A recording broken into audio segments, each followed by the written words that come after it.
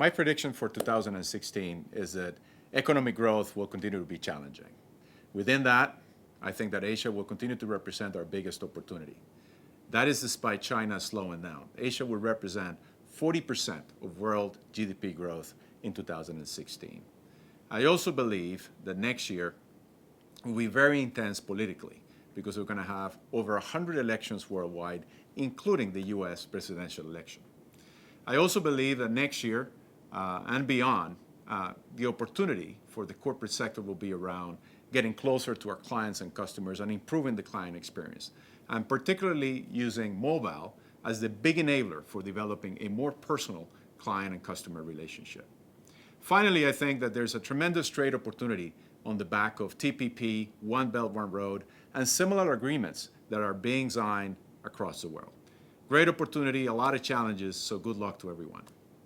If you believe, as we do, in market economies and the liberal international order, I fear 2016 is both going to be important but potentially worrying. However, I think there is one reason that, of course, I would say this for optimism, which is that some of the most important decisions next year are going to be made by women.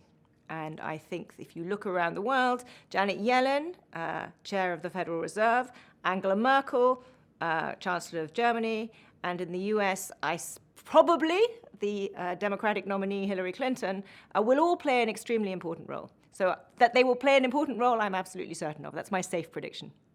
My prediction for 2016 is that UK will abandon the euro, 40% of the people on this planet will become vegan and not eat meat anymore, and the Asian financial market might crash in Q3.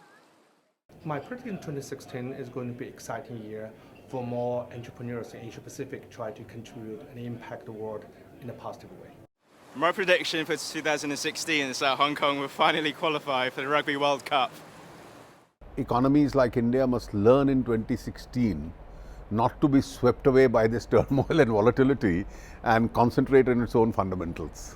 My prediction for 2016 is we're going to see a lot more distributed systems in space. I think what we're seeing growing right now is sort of a proliferation of small satellites, and with that, the miniaturization of sensors and capabilities that leads us into a whole new realm of space exploration. My prediction for 2016 is increased globalization. I think the economies of India and China will take a more global role. I think India under Narendra Modi will become more globalized, will have greater interactions with the EU and Europe. I think China will open up because it needs to free its debt, and it will interact more with Europe and England. Well, my prediction for 2016, also my hope for 2016, is it will be the year of real progress, breakthrough progress, addressing climate change.